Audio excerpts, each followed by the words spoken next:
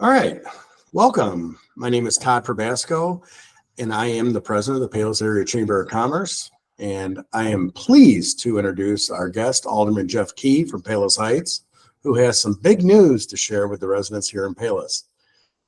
Jeff, could you give us a little information, your bio, your name, where you grew up, education, and things like that? Sure. So my name is Jeff Key, Key, and I've lived in the Palos Heights for the last 21 years. Before that, I raised my family in Tinley Park, and as soon as the last of my children moved away, I moved to Palos Heights in a little bit smaller house, so they, before they could move back. And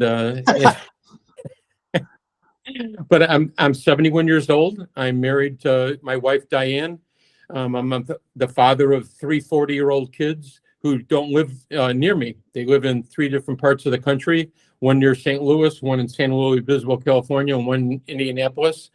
I have four grandkids. None of who live here. They all live in the St. Louis area, but in Illinois. My career, I've actually had two careers. My first career is I'm a retired teacher. I spent 35 years teaching in ELSIP at a junior high.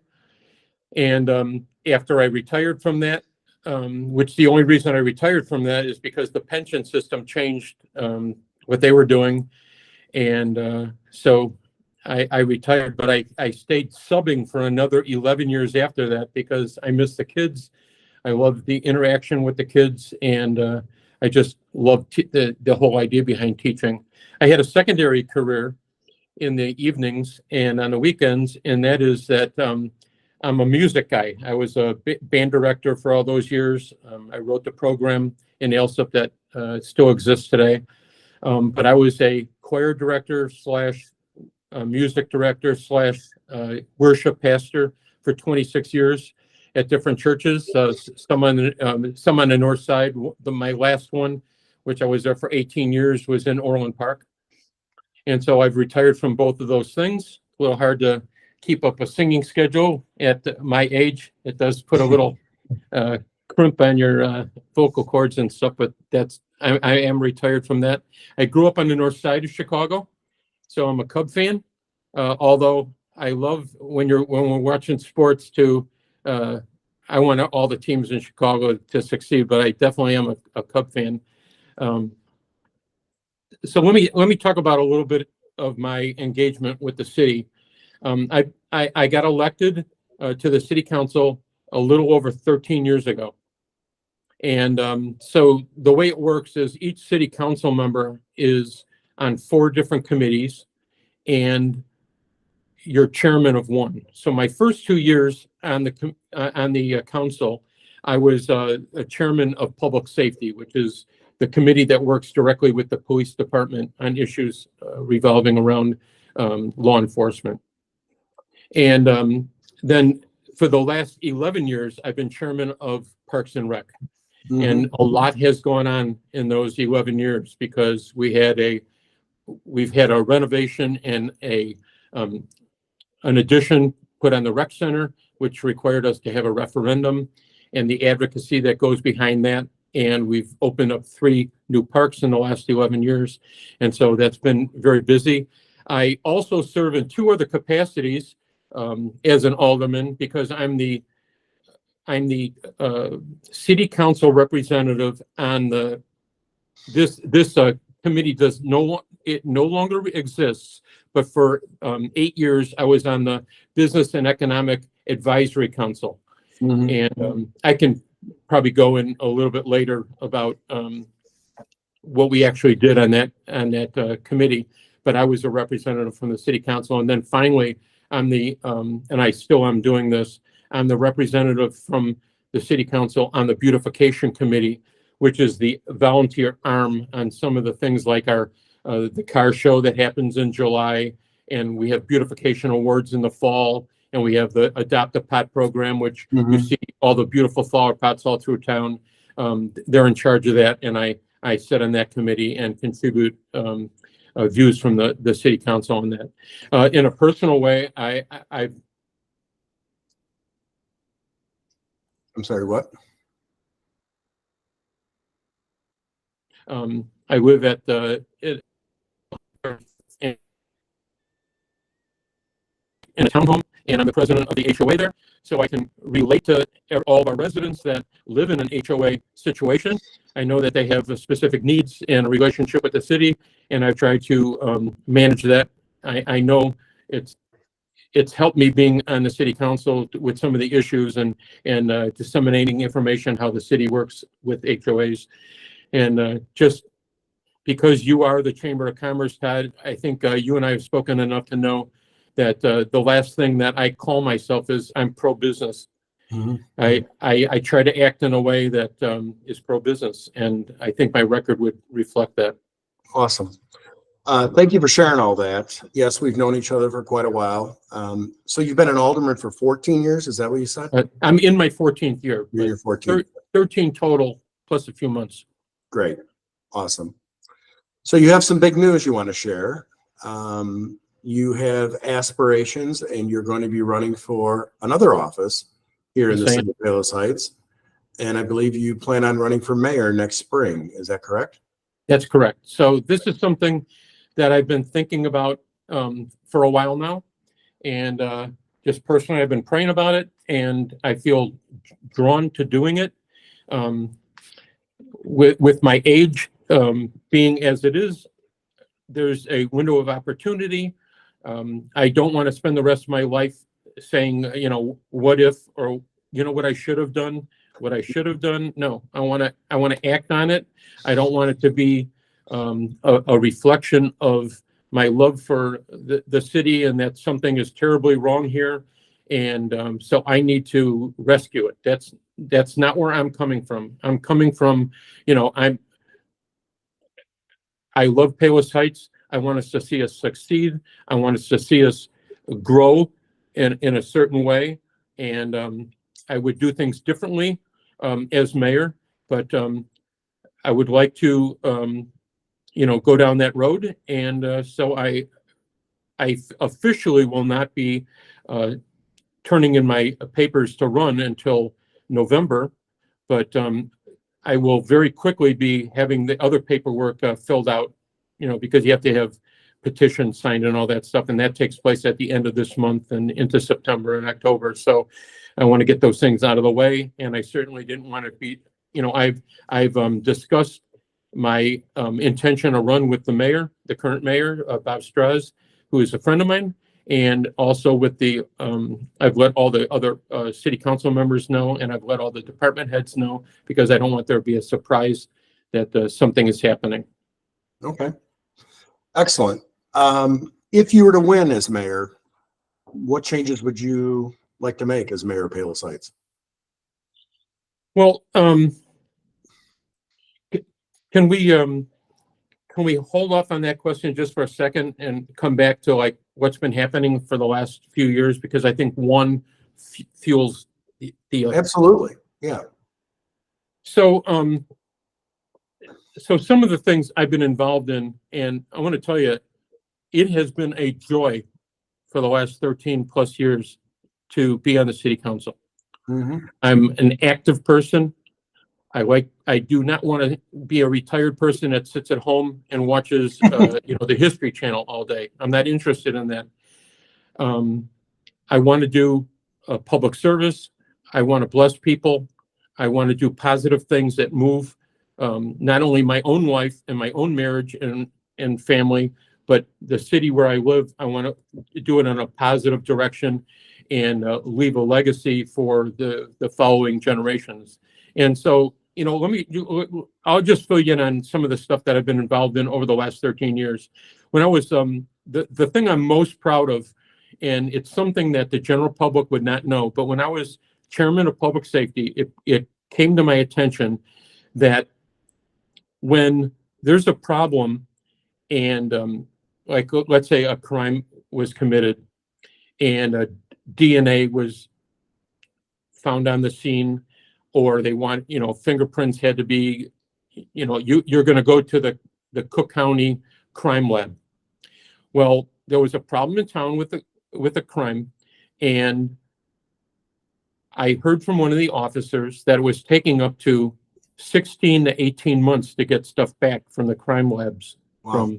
From Cook County, because the way it works there is that it's on a priority system. Well, in Cook County, where we know it has a vastly higher crime rate than we enjoy in Palos Heights, but we can't, if someone's house got broken into, we can't wait for 18 months waiting for something so that we could pursue it. Right. And so I talked to the officer that I had gotten that information from, and I believe he was a detective at the time, and I asked him to please come to. Are you there? About that particular problem to my committee. He explained that there are private labs that we can use, and they charge a certain amount of money per citizen, a resident in your city, to use their lab. And not only can they process things in a matter of days instead of months, but they're able to store evidence there in a much greater amount than Cook County was able to. So the committee looked at that, and we decided to move forward in that. And so for the last, I think it's for the last 11 years, we've been using a private lab for that. And that really has come in handy for our law enforcement officers. And so I'm very proud of that. And it's not, I didn't do that alone.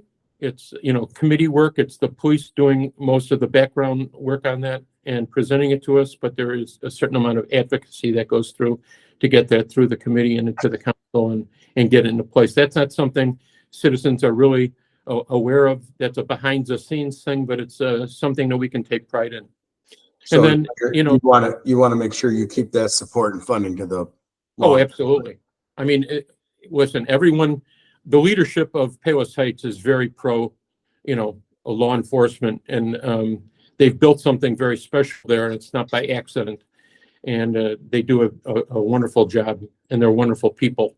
As chairman of Parks and Rec, we've had a lot going on because, like I said, we've had a renovation and an addition at the rec center. That was a $6.3 million project. That's not something you can just reach into the bank and pay that out. You need a referendum. And so we did all the work of designing what could be there and renovating the old part of the building. And we're going to add a fitness center and a walking track that could be used by all Palos Heights residents at no charge. And then the fitness center, which there is a charge for, but there's a lot of amenities there. And of course, with a bigger facility, we can offer more programs. And so there was a certain amount of advocacy that took place, getting it to referendum. And then after it passed with the residents of Palos Heights, then we move forward on that. But anyone that's been to the rec department knows how beautiful of a facility it is. It's always clean and very active with both residents and kids using our programs, families using our programs. And so, we've another thing that we've done over the last 11 years is we've opened 3 new parks. So the first one is actually in the second ward of Palos Heights. It's on Natchez, and it's Veterans Play Lot. It was a little area in the neighborhood that had maybe a swing set in it. It was a piece of property that couldn't have a home built on it. And so some of the aldermen came to the rec department and said, maybe we could do something greater there, add some more amenities to it and make it into more of a legitimate type of park rather than just kind of a swing set that everyone kind of knew about in an area. So we were able to do that. It's dedicated to our veterans from Palos Heights, something that we can be very proud of. Then we opened up another park. It's in the Misty Meadows subdivision. It's Dream Big Park, dedicated to Kendall Coyne and Mike Schofield, which is her husband, but Kendall was on the USA hockey team for the United States, and her husband, who is a professional football player. We were so proud of her growing up here. We wanted to have a park that was kind of dedicated to sports and dreaming big about having success. And so that is now open. It's a very beautiful park, and it's got all kinds of different sports that are featured there. And then thirdly, we just dedicated last Thursday Orchard Park, which is directly to the east of the rec center. It features some storyboards. There's a sensory garden area. There's some ball games that you can play, like a little kind of basketball game and Foursquare. And then there's a pavilion where parents can sit and their kids can play in the splash pad. And believe me, since we had a soft opening and through the dedication, kids have been over there every day using it, and that has been a joy to watch that kind of develop, and now it's in use. I've also, because Parks and Rec, Lake Catherine comes to my committee and reports on their activities that they have there, because there's a relationship that the city of Palos Heights has with Lake Catherine. I've been involved in the negotiations of our memorandum of understanding with Lake Catherine. We're in the process of doing that right now. We've made some changes to that MOU in the fundamentals of how we're going to fund it to give them more flexibility and to be more successful in the future. Now, that's something that's not signed yet, but the actions that go into that have already started with some new hires in terms of, some ability to fundraise and that kind of stuff. And so I've been involved directly in Lake Catherine. Okay. And just something that's more specific to the first ward is 12 years ago, the county had called the Ridgeland Redevelopment program. It was in coordination with Metra and Cook County, and they had some development projects that you could get involved in, having to do with Ridgeland, both like with landscaping, redevelopment, and conductivity, so people can have a greater access to transportation. Well, we are on the very far end of that process, and so we took advantage of the conductivity by adding some from 127th all the way to Route 83. We've added a bike walking trail on the eastern side of Ridgeland. We added some landscaping and all that, so we took advantage of that. And then finally, in my involvement with the Business Economic Advisory Committee, we advocated for an overlay district on Harlem Avenue to help with parking issues and to try to smooth a path for incoming businesses that seemed like a never-ending kind of process to come into the town and open up a business. And we were trying to, with that overlay district, try to make it more accommodating for businesses to come in and open. And then another thing that we did on that committee was we worked with Trinity College and their business department. Our committee would go on move-in day for freshmen, and we served them food on move-in day, and we handed out cards that showed all different businesses in town that were offering some discounts, because the whole idea was to get the students, their families, and anyone visiting the campus to get into the business area of Palos Heights. Right. Trinity College is in the middle of a neighborhood, but we want to see those students enjoy our businesses in town. And then the last thing I'm going to mention is we have advocated for a long time for the business district that now is up and running.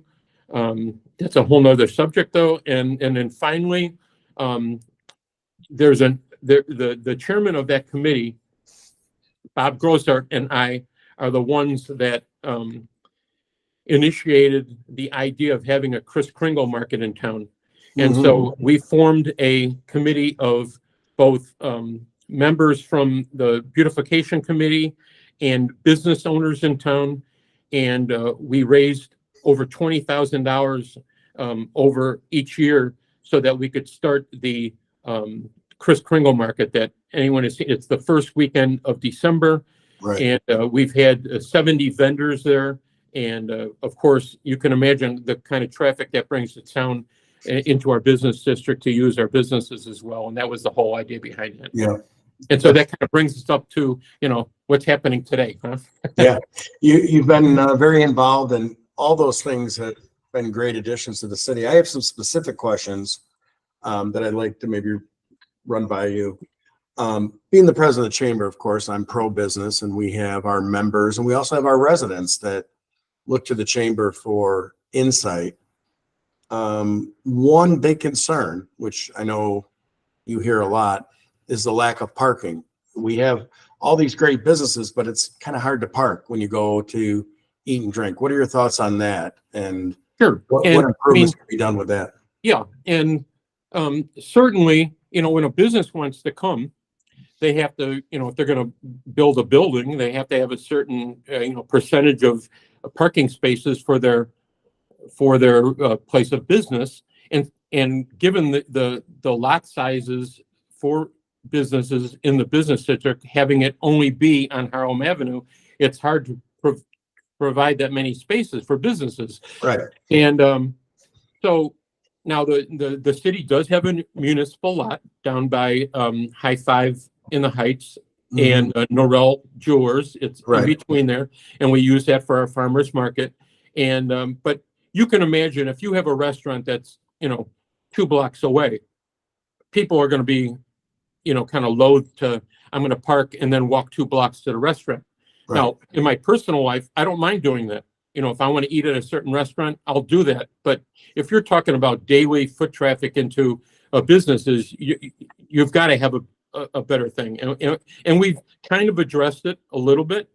And it's actually been a bone of contention with me, with my fellow city council members, because the city did purchase a piece of property a half a block east of Harlem at 123rd. We own that piece of property with the intention of turning it into a parking lot. And there was a little, kind of some of the residents that live over there came and shared their, they didn't really want to have a parking lot there. But we had purchased it.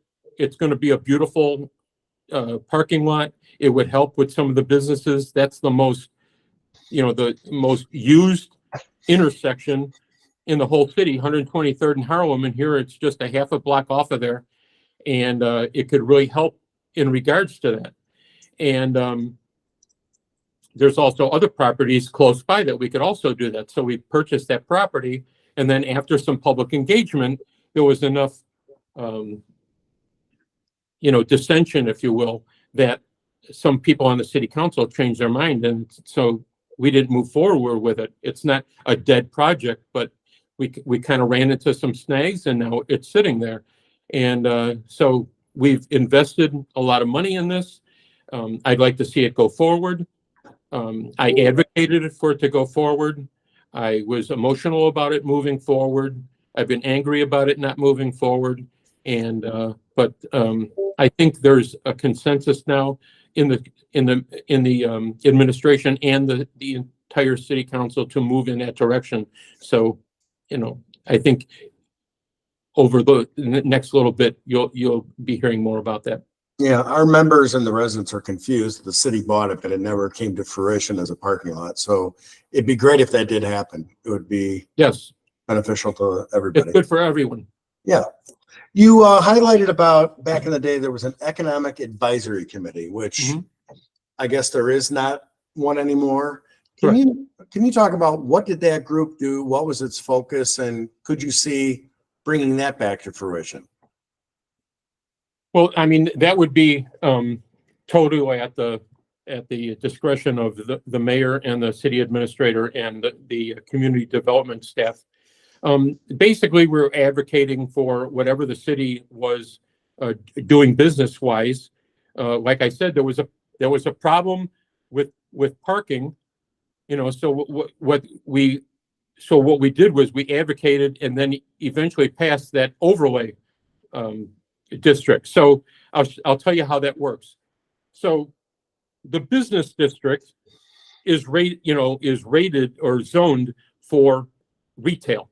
Mm-hmm. So if let's say a beauty shop wanted to come in, that's more service related, so they would have to come in for a variance. So what the overlay did was it loosened up parking equations to allow a little bit more flexibility with parking, but it allowed the community development staff person to allow service, B1 special use in the business within the business district based on a matrix of what's the percentage of retail businesses already in place, or is that block already a lot of B1 special use? And so based on a mathematical equation, the staff person can make it more streamlined for a business to come in and open up, as opposed to going through zoning board of appeals and then going through zoning committee and then coming to city council. So it kind of streamlined that a little bit. Yeah. Could be beneficial to have that committee maybe. Well, I mean, anything to do with, like we work with Lake Catherine on some of their things that they did there. Like I said, the Chris Kringle came out of that to bring people into a lot of what we were doing was trying to get people to come into town to use our businesses. Here's one of the ways because that committee was directly involved with the business department at Trinity. Over a number of years, we would hire summer interns out of the business department from Trinity, and they worked as interns for a business development staff person, and also a little bit in the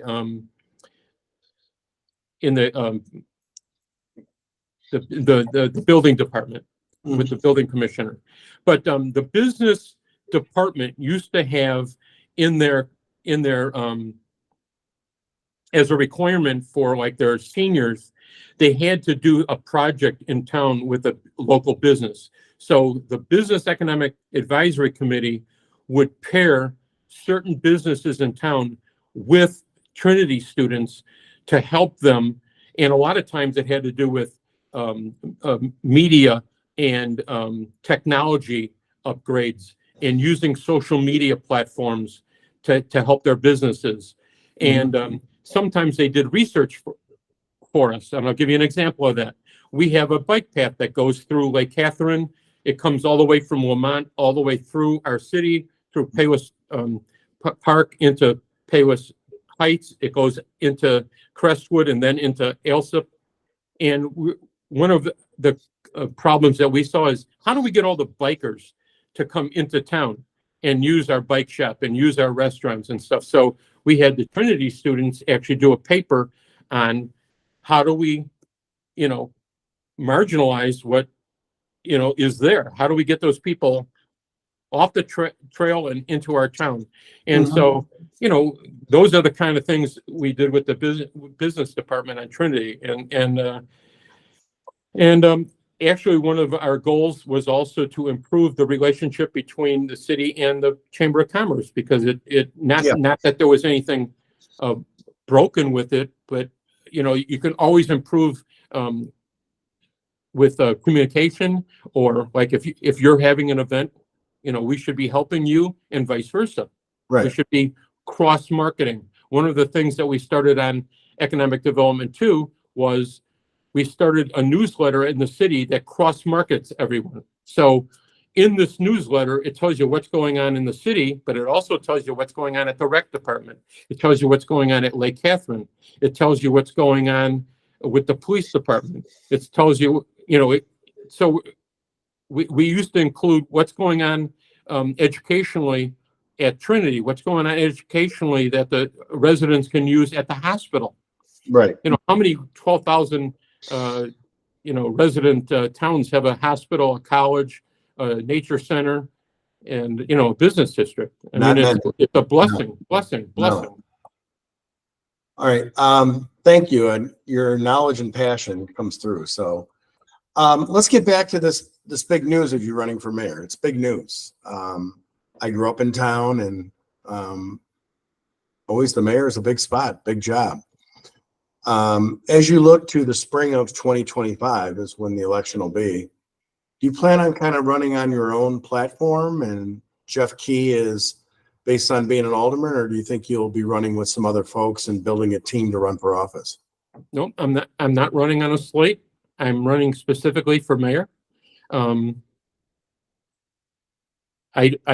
don't have an agenda against the city council and the mayor in terms of I'm going to put a slate together because we need to erase, half the city council. Let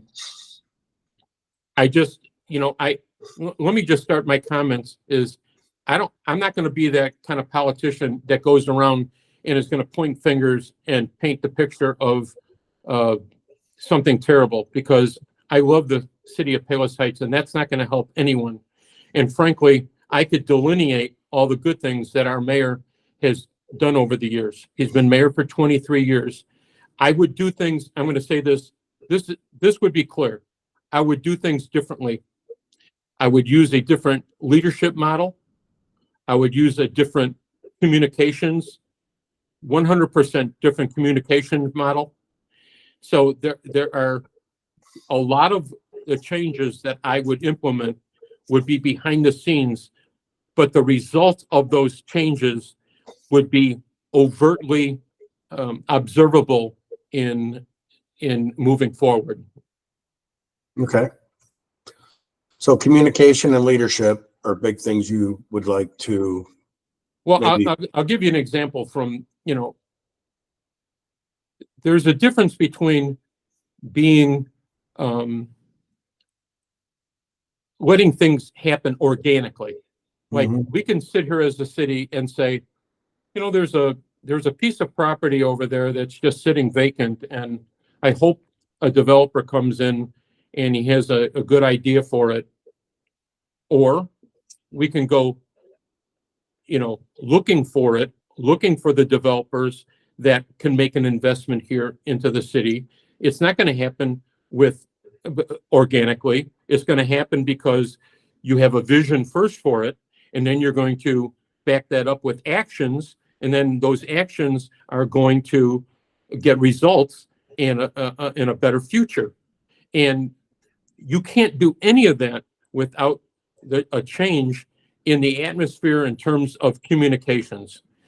And it's just, I mean everything from if there's a new hire, letting everyone in the city know about that new hire. If a developer were to come to us and say, hey, listen, I'm interested in developing something in Palos Heights here, then even though it's got to go through a process in committees and commissions, even though that happens, that doesn't stop you from saying, hey, we got something coming along here. We need to get excited about it. We need to get behind it.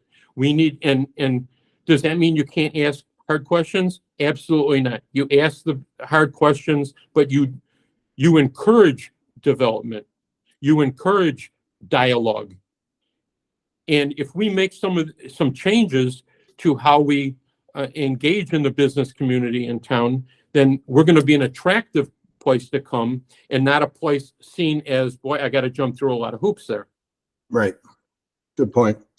And frankly, and I think anyone in our age group can relate to this, but I remember when I first got elected, I remember we were talking something to do with a business in town, and we asked the person, it's like, well, what are you doing for advertisement, in town? And they said, well, we're using, Facebook.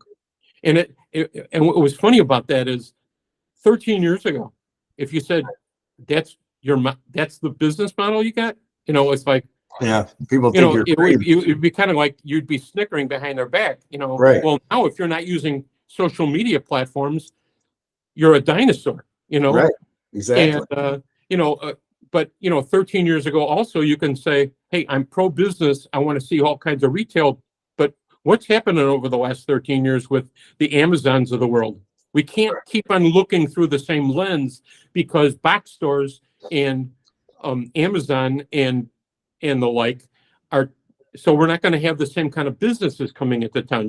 We've got to be looking at a more flexible lens at that, and how do we attract those businesses, how do we support those businesses, and how do we make it possible for them to come to town and be successful. Hmm. Another big question on behalf of business in the chamber and also as a resident, it's important to everybody. The financial state of the city right now is in an excellent spot. Mhm. It wasn't that way a number of years ago. Correct. You guys have done a great job in putting us in a position to where Palos Heights is pretty well off financially. That's a concern with a lot of residents. They don't want to see that change. As mayor, what would you do to make sure that the financial stability and state of the city stays where it is or it improves? I believe that I'm not alone in this, that the entire administration of Palos Heights and myself and every other alderman on the city council is it starts with a balanced budget. You have to have a balanced budget. If you have a balanced budget, then the money that you have set aside for development, the money that you have set aside for for capital expenditures, the money that you have set aside for emergency reasons, you're not touching those things. You're growing those things. Right. And so that it starts with a budget. And we've been very good with that. You know, in the past, that is not going to change. But all in terms of, you know, businesses coming to town or development, all those things are going to be uh, attracting businesses. Now, the biggest thing to me in that regard is we now have a business district, right? So there's an extra penny added to the sales tax in down Harlem Avenue. That money has to be reinvested back into the business district. So who's in charge of that? We got to manage that, right? Mm-hmm. But I think right now, if you asked, I don't want this to sound too negative, but if you asked all 8 of us, how do you see that going? You'd get 8 different answers. Right. To me, that's a problem because you need an expert to come in. Like, for instance, with the parking, I might have an idea about how to solve the parking problem. You might have a different idea, and then someone else, but there's experts in that. Correct. So how do we, you know, one of the questions that has been asked for years and years and years, we need sidewalks along the business district, you know, or we need more conductivity in the business district. Okay, well, how do you do that? Because it's private property. Well, the answer is you need a partnership between private property and the business owners in the municipality. Mm-hmm. But that's got to be a partnership that has mutual goals, mutual benefit, and you plan that work, you plan that relationship, you plan that expenditure, and then you work the plan. So all these things have to be managed, and it's got to be designed into a, you know, a decade or 2 decade long program. And so we've got to be careful how we're going to manage that. And communication is key on that because, like with the parking fiasco, you know, we all are in a room and 8 of us agree to spend money to make it into a parking lot.